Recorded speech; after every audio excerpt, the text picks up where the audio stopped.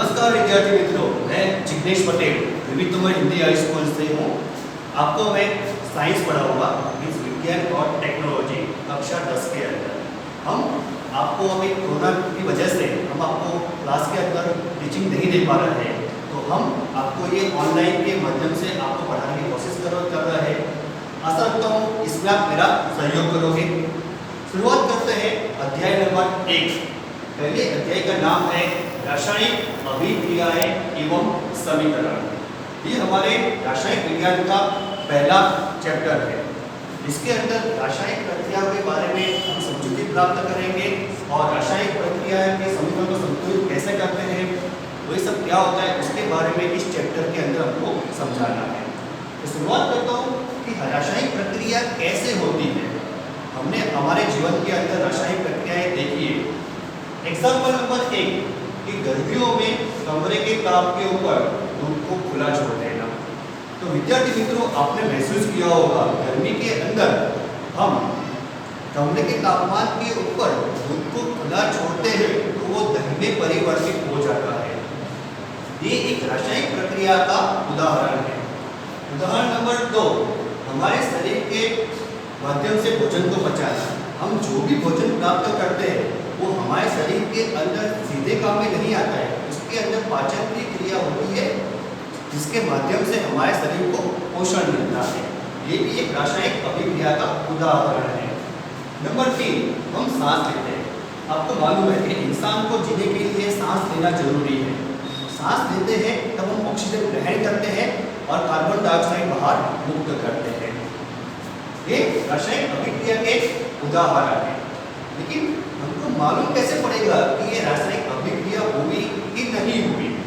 ये रासायनिक अभिक्रिया हुई कि ना हुई उसको निर्धारित करने के लिए ये चार टॉपिक है। सबसे पहला इसके अंदर अवस्था में परिवर्तन होना। अवस्था में परिवर्तन होना यानी आपको मालूम है कि कोई भी पदार्थ होता है उसकी मुख्य 3 अवस्थाएं होती है, ठोस, द्रव और गैस। तो एक पदार्थ की अवस्था से दूसरी अवस्था में रूपांतरित हो तो हमें मालूम पड़ता है कि यहाँ पे रासायनिक अभिक्रिया हुई है। दूसरा, रंग में परिवर्तन। हर एक पदार्थ के निश्चित रंग होते हैं। समझ लो कोई पदार्थ सफेद है, उसके अंदर रासायनिक अभिक्रिया होती है तो उसके रंग में परिवर्तन होता है, वो दूसरे रंग का बन जाता है। उदाहरण, मैग्नीशियम के रिबिन लेते हो, उस मैग्नीशियम की रिबिन को आप बर्नर के ऊपर करोगे तो नीचे वॉच ग्लास के अंदर जब मैग्नीशियम की पट्टी जलेगी तो नीचे सफेद रंग का मैग्नीशियम ऑक्साइड का वो धुआं पदार्थ मिलेगा। दूसरा, तापमान में परिवर्तन। रासायनिक अभिक्रिया के दौरान तापमान में भी परिवर्तन होता है। इसके अंदर 2 प्रकार से होता है। कभी रासायनिक प्रक्रिया होने के लिए ऊष्मा देनी पड़ती है या किसी में ऊष्मा ऊर्जा प्राप्त होती है। चौथा है गैस का उत्सर्जन। बहुत सारी रासायनिक अभिक्रिया के अंदर ऑक्सीजन, हाइड्रोजन, नाइट्रोजन ऐसे गैस उत्सर्जित होते हैं तो हमें मालूम पड़ता है कि ये रासायनिक अभिक्रियाएं हुई है। ये दूसरे एग्जाम्पल है, जैसे बाष्पीकरण है। बाष्पीकरण में क्या होता है, उसकी अवस्था में परिवर्तन होता है। जो कोई द्रव है, द्रव का परिवर्तन गैसीय अवस्था में हो तो उसे बाष्पीकरण की क्रिया कहा जाता है। दूसरा है ऊर्ध्वपातन। बहुत सारे पदार्थ ऐसे होते हैं जो ठोस में द्रव में रूपांतरण होते नहीं है, उनका रूपांतरण ठोस से सीधा गैस के अंदर होता है तो वो ऊर्ध्वपातन के उसे ऊर्ध्वपातन कह सकते हैं। तीसरा है अवशन अथवा अवसन बोलते हैं इसको। इसके अंदर कोई भी गैसीय पदार्थ या दो पदार्थ उसका ठोस में परिवर्तन हो उसके अवशन कहते हैं। बराबर।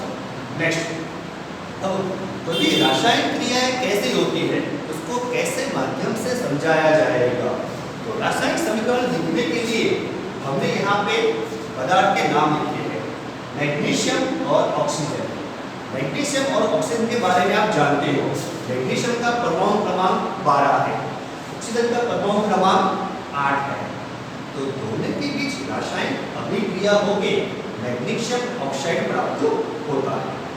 अब ये रासायनिक समीकरण को समझाया कैसे जाएगा, तो रासायनिक समीकरण के अंदर जो ये मैग्नीशियम और ऑक्सीजन के बीच रासायनिक अभिक्रिया होती है उसे अभिकारक कहा जाता है।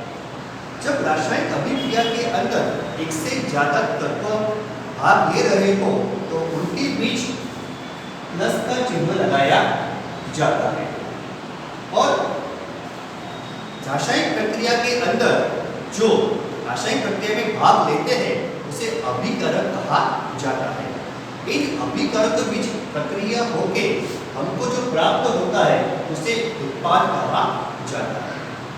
उत्पाद जो दर्शाते हैं तो रासायनिक अभिकारक और उत्पाद के बीच एरो का चिन्ह लगा के, तीर का निशान लगा के उसको बताया जाता है। जो अभिकारक होते हैं उसको हमेशा बाईं ओर यानी लेफ्ट हैंड साइड लिखा जाता है और उत्पाद को राइट हैंड साइड लिखा जाएगा। बच्चों, विद्यार्थियों, तो कभी भी रासायनिक प्रक्रिया लिखो तो ये बात ध्यान में रखना कि अभिकारक बाईं ओर होने चाहिए और उत्पाद हमेशा दाईं ओर होने चाहिए और बीच में तीर का निशान लगाना भूलना मत। तो आपने देखा कि मैग्नीशियम, ऑक्सीजन, ये पूरा लिखना बहुत कंटाजनक है, हम थक जाते हैं। तो इसको ऐसे ना दर्शाते हुए उसके सूत्रों के माध्यम से हम दर्शाएंगे तो हमारे लिए वो ज़्यादा आसान रहेगा। तो हमको मालूम है कि मैग्नीशियम का सूत्र होता है वो होता है Mg, ऑक्सीजन को O से दर्शाया जाता है। तो हमने यहाँ पे मैग्नीशियम लिखा और लिखा ऑक्सीजन।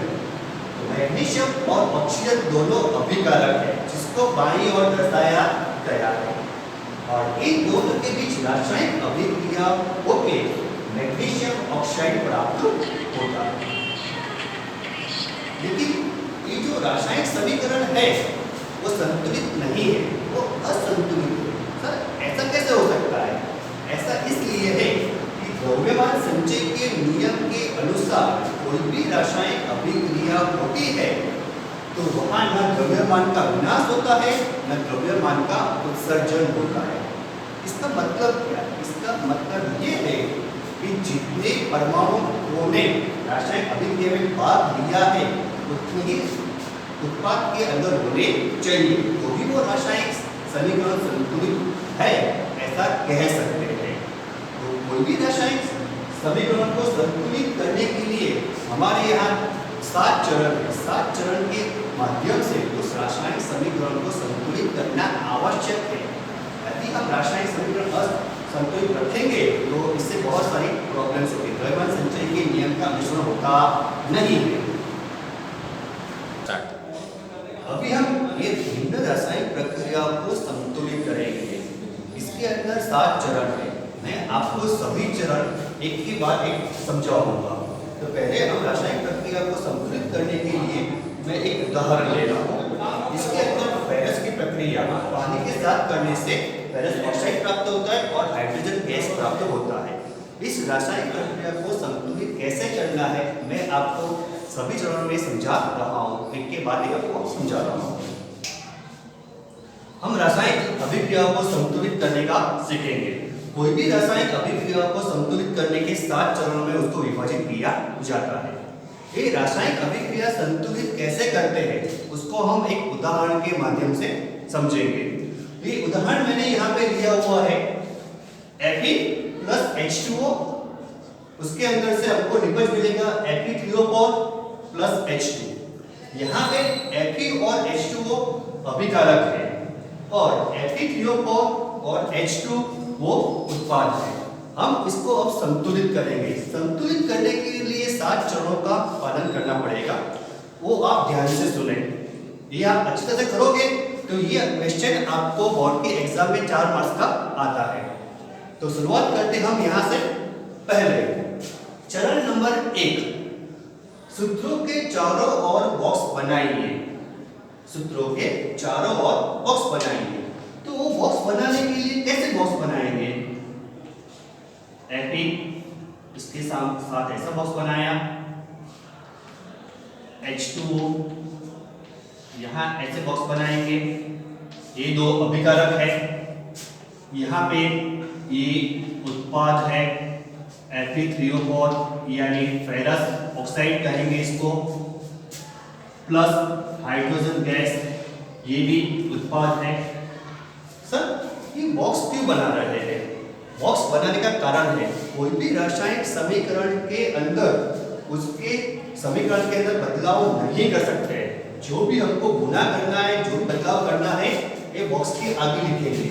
एग्जाम्पल, पानी का समीकरण H2O है, तो हम O में बदलाव लाने के लिए उसको H2O को नहीं कर सकते हैं। जो गुना करना होता है वो बॉक्स के आगे ही करना होता है। इसलिए स्टेप 1 के अंदर हम हर एक प्रक्रिया के आगे वहां पे उसको बॉक्स बनाएंगे, ये भूलना मत। अब चरण 2, दोनों और तत्वों के परमाणुओं की संख्या की सूची बनाना। तो उसके लिए हमको एक बॉक्स बनाना पड़ेगा। उसके अंदर हम तत्व लिखेंगे। रासायनिक प्रक्रिया के अंदर जो जो तत्व है उसकी यहाँ सूची बनाइए। तो हमारे रासायनिक समीकरण के अंदर 3 तत्व है, फेरस, हाइड्रोजन और ऑक्सीजन। इन तीनों तत्वों में अभिकारक की ओर यानी लेफ्ट हैंड साइड और उत्पादक की ओर यानी राइट हैंड साइड, दोनों और तत्वों के परमाणुओं की संख्या कितनी है वो देखेंगे। शुरुआत करते हैं Fe अभिकारक के अंदर उसके परमाणुओं की संख्या कितनी है? 1। वही देखते हम उत्पाद की साइड। तो यहाँ पे Fe के परमाणुओं की संख्या कितनी है? 3। कितनी है? 3 को लिखेंगे 3। अब आते हैं हाइड्रोजन के ऊपर।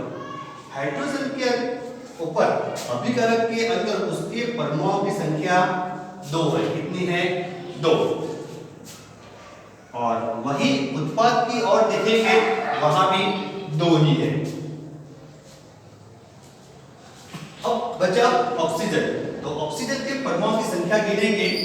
यहाँ पे अभिकारक में 1 और उत्पाद के अंदर 4। अब सर इस रासायनिक समीकरण को संतुलित कैसे करें? तो इस समीकरण को संतुलित करने के लिए हम क्या करेंगे? सबसे अधिक परमाणु वाले यौगिक को संतुलित करना पड़ेगा पहले। सर ऐसा क्यों? यदि अधिक वाले को करोगे तो जो कम वाले हैं उसको करने में आसानी रहती है। और जो समीकरण जो संतुलित कर रहे हैं, इस पद्धति का नाम है हीट एंड ट्रायल पद्धति। क्या नाम है इसका? हीट एंड ट्रायल पद्धति। मैं शुरुआत कर रहा हूँ चरण नंबर 3 से। तो अधिक परमाणु में संख्या कौन सी है? Fe 1, उत्पाद की ओर 3, H 2 है दोनों साइड, यहाँ पे ऑक्सीजन 1 है, यहाँ पे 4 है। तो हम शुरुआत करेंगे ऑक्सीजन की शुरुआत करेंगे। तो प्रथम लेते हैं हम ऑक्सीजन। क्या लेंगे?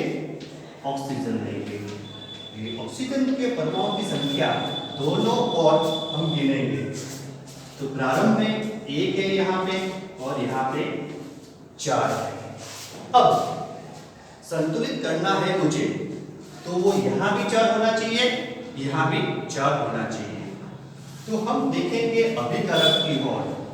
तो अभिकारक के अंदर मुझे ऑक्सीजन परमाणु की संख्या बढ़ानी हो तो वो H2O के अंदर ही ऑक्सीजन है, Fe के पास नहीं है।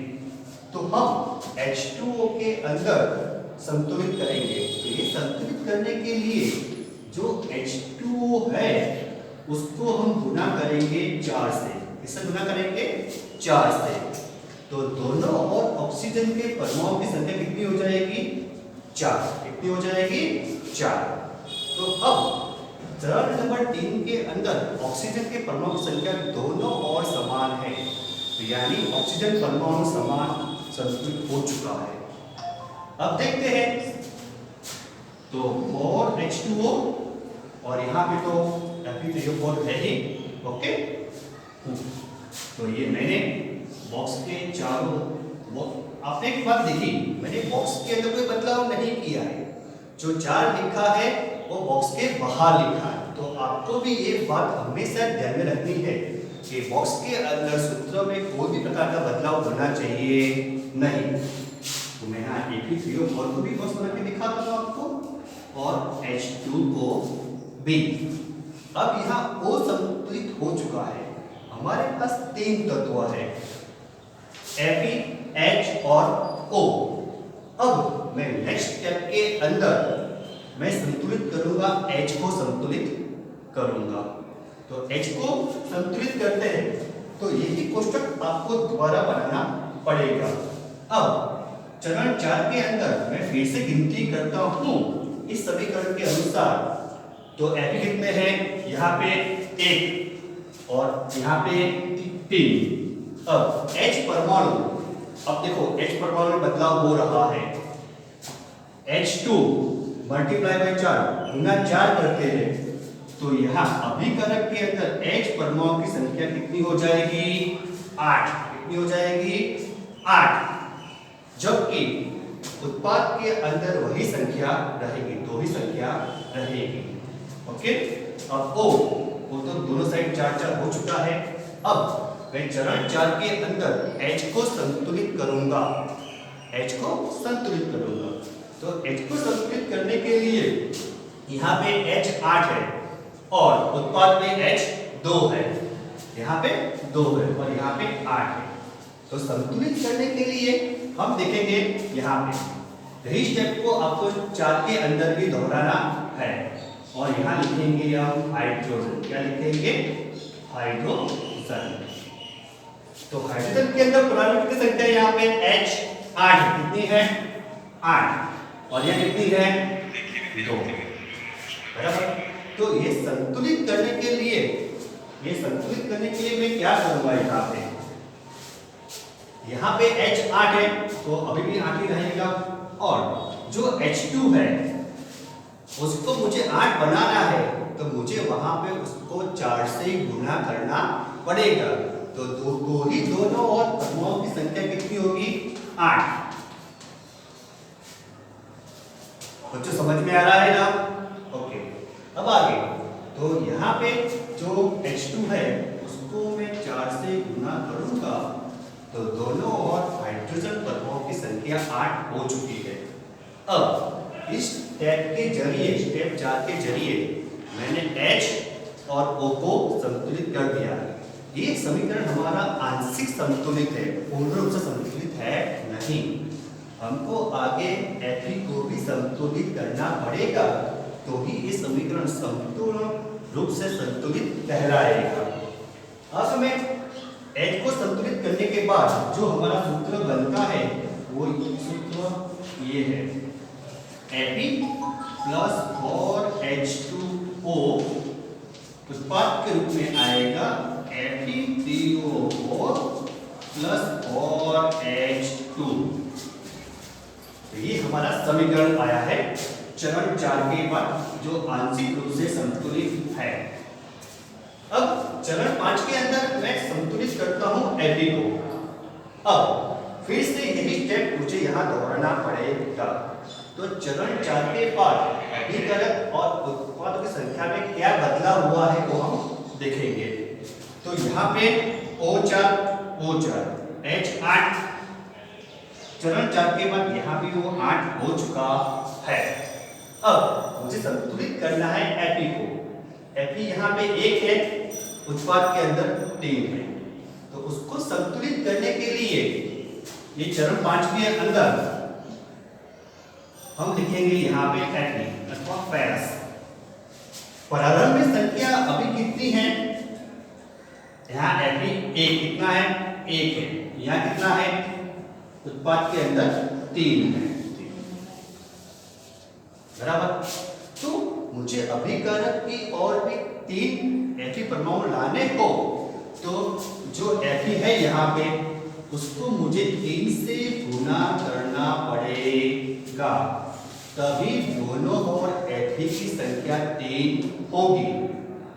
तो ये संतुलित करने के बाद मैं 3 से गुना करता हूं तो कैसे होता है? 3 Fe प्लस और H2O FeCO4 प्लस और H2। आपको हमेशा बॉक्स को फॉलो करना ही है, बॉक्स के अंदर कोई बदलाव करना नहीं है, खास सबको ध्यान में। अब मैं गिनती करता हूँ चरण 6 के अंदर संतुलित समीकरण हुआ कि नहीं उसकी मुझे जांच करनी है। तो दोनों और परमाणुओं की संख्या समान होनी ही चाहिए। तो देखते हैं चरण 5 के बाद, चरण 5 के अंदर Fe कितना है, उत्पाद अभिघात में 3 उत्पाद में 3 H 4 दूनी 8 अब इसके अंदर 4 दूनी 8 तो यहाँ भी 8 ऑक्सीजन 4 अब ये चरण 5 के बाद ये समीकरण संपूर्ण रूप से संतुलित है। अब तो ये समीकरण संतुलित हो चुका है। स्टेप 7 के अंदर आपको पदार्थ की भौतिक अवस्था कैसी है वो लिखना है। उससे पहले आपको जानकारी होनी चाहिए पदार्थ की अवस्थाएं कौन कौन सी होती है। तो यह पदार्थ की अवस्थाएं मुख्य रूप से 4 होती हैं। ठोस यानी इसका इंग्लिश वर्ड है सॉलिड, इसके पहला अक्षर लेते हैं तो S। दूसरा है जलीय जिसे कहते हैं एक्वेरियस। क्या कहते हैं? एक्वेरियस। तो उसका पहले 2 शब्द लेते हैं, अक्षर लेते हैं तो एक Q। जो तीसरा अवस्था है गैस तो G, और द्रव अवस्था जिसे इंग्लिश में कहा जाता है लिक्विड यानी H। तो इस समीकरण को मैं उसकी भौतिक अवस्था में लिखता हूं। तो चरण 7 तो उसके अंदर ऊपर के समीकरण को भौतिक अवस्था में लिखने से आप जानते हो फेरस यानी लोखंड वो ठोस अवस्था में होता है तो वो आएगा सॉलिड। यहाँ पे पानी होता है वो गैसीय स्वरूप में आएगा। कौन से स्वरूप में आएगा? गैसीय स्वरूप में आएगा। गैसीय स्वरूप यानी पानी की भाप, उसको उसका गैसीय स्वरूप कहते हैं। और जो उत्पाद मिलता है Fe3O4 वो इस सॉलिड स्वरूप में आएगा। और जो हाइड्रोजन गैस वो आप जानते ही हो कि हाइड्रोजन हमेशा गैसीय अवस्था में होता। तो ये पार्ट 1 के अंदर मैंने आपको ये समझाया।